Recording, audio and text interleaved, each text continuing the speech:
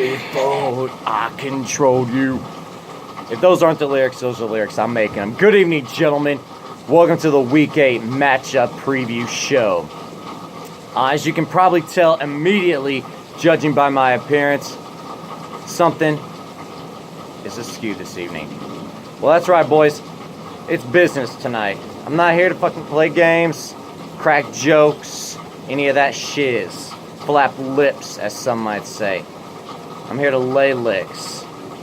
That Monday morning cup of joe really got me fired up, as it's done multiple people this year. I'll deal with that situation later, but in the meantime, I'm going to talk about last week's operations and how everything went down. Last week, yours truly, best week of the fantasy season. I said that last week, I'm going to say it again this week. 4-2. I'll take it. Unfortunately, one of those victories that I got was a loss against my own personal self, which is kind of painful, since that counts 10 million times more than these stupid-ass matchup previews. But that's neither here nor there. So 4-2, pretty good. T-Ball let me down, as well as Charlie's Angels. Didn't expect that, Chuck. Yeah, I got to say, I thought Alavila was yours for the taking, and you couldn't make it happen. Last week was a pretty good week, though. We have so many teams sitting at 3-4, at 4-3. It's not funny. I count 1, 2, 3, 4, 5, 6, 7. 7 teams 3-4, 1 team 3-3. That's 8. That is 2/3 of our league sitting right there. 3/4. No, I was right first time. 2/3. How dare I question my own math skills? That foolishness of that. So 2/3 sitting right there at 3-4, 4-3. That is quite frankly ridiculous. So we've got two teams at the top. We've got Kananga. We've got Pup. We don't really have two teams at the bottom anymore. Both of our totally defeated teams now have 2 wins, so sitting at 2-5, nipping on those 3-4 heels, possibly trying to get themselves out of the cellar. I like it. I like it a lot. So let's go ahead. Let's talk about our matchups for this week. We're going to start off first with a little team that beat my ass last week, pick up the pace, versus Charlie's Angels. Now, Charlie, like I said, last week I really expected you to win, man. But looking at what I've seen, I haven't seen the consistency from your team these last couple weeks as I saw the first few weeks, and you're strolling to 3-0 and 4-1, looking like a team to beat. Right now, you're looking like the rest of us, a potential in the fly swatter of Benson or a Pup's windshield. I still think you've got a chance. Your division is probably yours for the taking right now. Los Mexis is busting his ass every day, as is T-Ball, but T-Ball's too big of a rook, and Los Mexis just can't get any luck either. So right now, I still expect you to win that division. But this week, I don't expect you to win because I expect Pick Up the Pace to continue doing what he does, and that's winning. He's got multiple Braves on his team. Not a bad thing to have at this point in time. They're really propelling his offense. Got rid of Ozzy. I don't know if I agree with that or not. And but he did pick up Acuna, who has the potential to be superstar. Will it be this fantasy season? Will it be this fantasy week? I don't know. Knowing Cody, got that GM horseshoe up his ass, so it'll probably be in the World Series. So, Cody, you're going to win this week. You're going to go to 6-1-1. Charlie, you're going to fall back to 4-4 and be a middling 500 team. So, Pup, go ahead and chalk yourself up for a dub. You really don't have to play this week because I predicted that you're going to win. Next up, we've got Strokeswood versus Alavila. Strokeswood, the toast of the town after 3 weeks, 3-0. Talking shit, acting like he was going to do some shit. And I don't know if it's just the division they got to him or not, but his division right now in the year, Goldie Eye, is 9-11-1. Not one team in that division is over 500. They are straight up pathetic right now. Not the most pathetic, can't say that, but I can say they're quite pathetic being under 500 like that. But is he going to win this week? I go with no. Strokeswood, I just don't see. You got Thor doing really well for you. Kershaw might come back sometime soon. I don't know if your offense is going to have enough to keep doing it for you. Keep making some trades, though. I was like that. But Alavila, I predict you're going to get to 500, not 400 for you. That'd be a success usually. But Al, I see you going to 4-4 after this week, man. You're talking the shit. You're starting to back it up. You've got Manny Machado hitting 10,000. You've got a couple other pitchers that are actually doing work for you right now. So for this week, I think you're going to 4-4. Strokeswood, if you can find the consistency your team has been lacking from those first 3 weeks, maybe you do need to make a trade. Maybe you just need to sit back and just say, it's early in the season. I got this. I don't know. But this week, I expect you to go down to 3-4 and join the dredges of your league, of your division. So, Al, you're going to be at 500, buddy. Give yourself a little pat on the back. Let's go ahead and hit up another player from Al's division, Long Ballers. Are they in the same division? I might have misrepresented that fact. In fact, I was wrong. I apologize for that, Al. You're in Chuck Nasty and Kananga. You're in the Harbor Brother division. Have fun with that. Long ballers and Los Mexis. Los Mexis, up, down, up, down, up, down. Still trying to get in there. You got more Chicago White Sox in you than Chicago Cub right now because you just can't get over 500. Long ballers started off dread. Then he joined. You know what happened, Ryan? You came out and fucking played golf.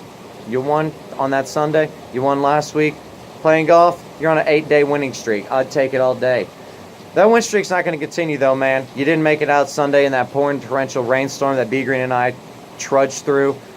It wasn't a very enjoyable round. I think I only shot like 77. I think B Green beat me by 1. Maybe shot 76. We might have tied. I don't know. But Los Mexis, you're going to win. You're going to 4-4. Long ballers, you're going to 2-6. And you're going to need to recapture some of that magic because pick up the pace is not doing anything right now, long ballers, other than winning. So right now you're looking at a wild card already this year. So Los Mexis, congratulations. You're going to be 4-4. And if I'm not mistaken, that might mean you'll be tied for the division lead after this week. So you better hope these predictions come through. Long ballers, get it together. All right, next up, we're going to hit on my ding, ding, ding, ding, ding. Ooh, matchup of the week. Matchup of the week. Potentially my shoe-in of the week. This week we see Free Bill Cosby versus the B Ryan Express. Two arch nemesis on the level of well, we do like superheroes, so I mean, most people could probably say like Spider-Man and Green Goblin level. I mean, it's been beaten down over and over again. We've seen that how many times played out. Will this time be any different? Highly doubtful. Free Bill Cosby, B Ryan Express. Both teams sit at 3-4, 1 game under 500. B Green is in Pub's division, so if he loses again, I mean, he's looking at himself being 3.5 games out of first place. Free Bill Cosby, on the other hand, he's in Goldie Eye division, where 3-5, that's damn near first place. So, I mean, look at that. B Green, you're going to be under 500. Your division is a 500 division. So just know you guys are really bringing Cody down. Cody, you should just feel ashamed. Just a spit on the face of them. B Ryan, I don't think you're doing it this week. You've lost 2 weeks in a row. I thought at one time you were 3-2. You've fallen on hard times. Your offense is a shitstorm. I don't know what's going on with it. Didi Gregorius stopped hitting 600 for you, and he's back down to hitting 060. Free Bill, he has Max Scherzer.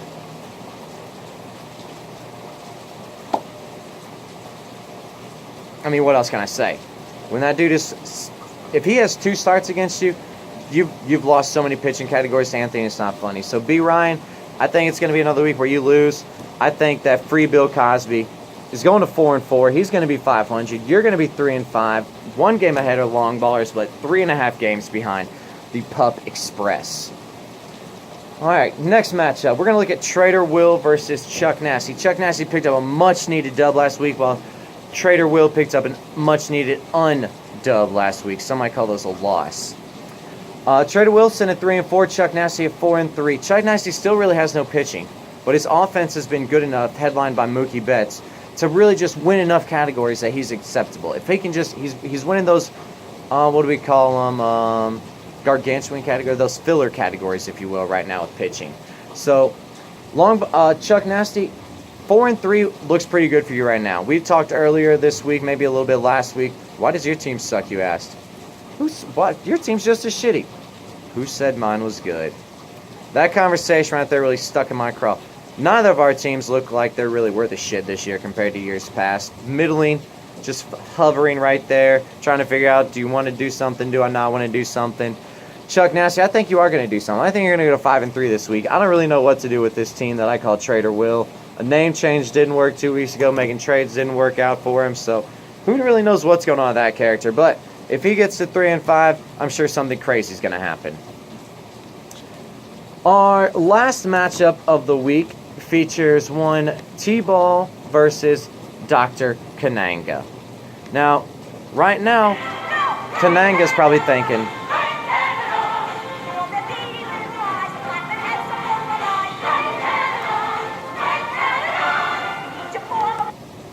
he wants to blame Canada.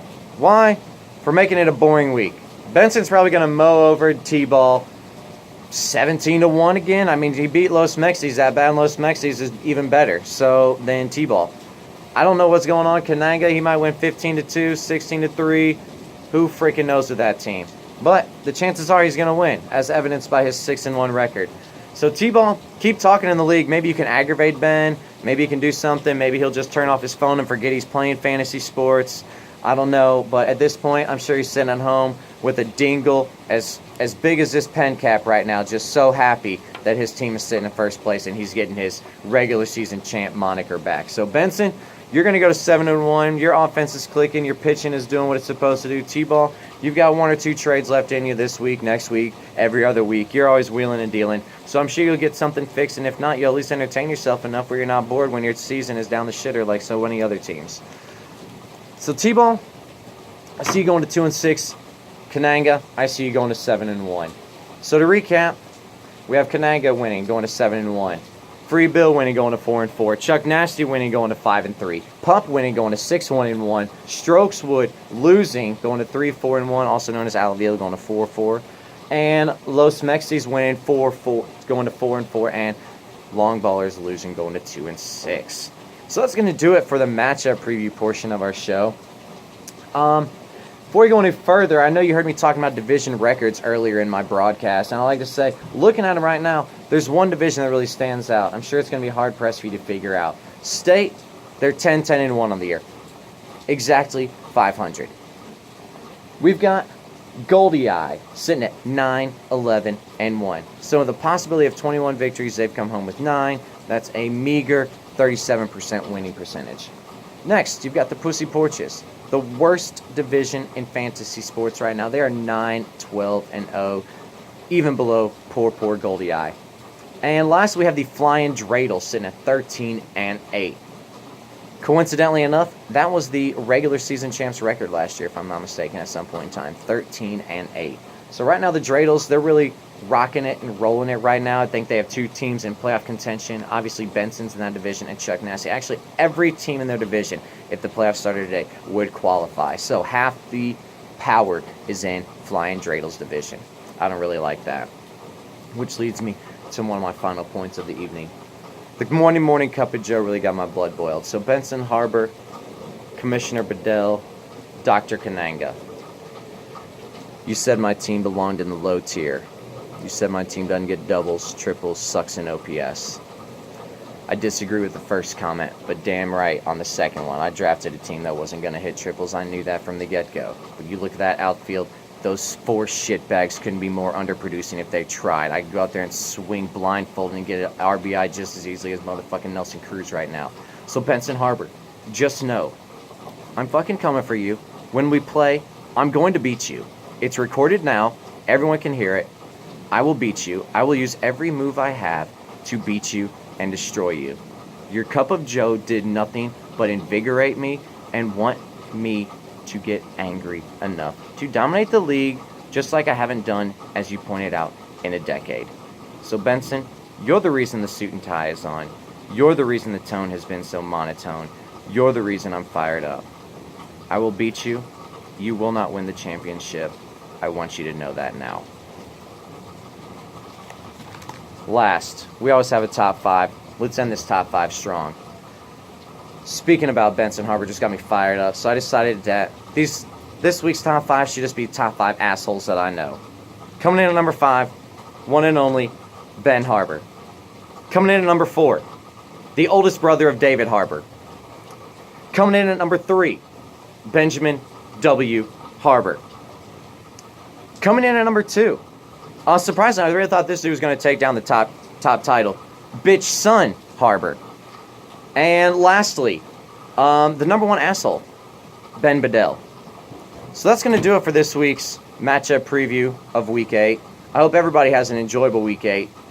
I know I will. I'll see you next week.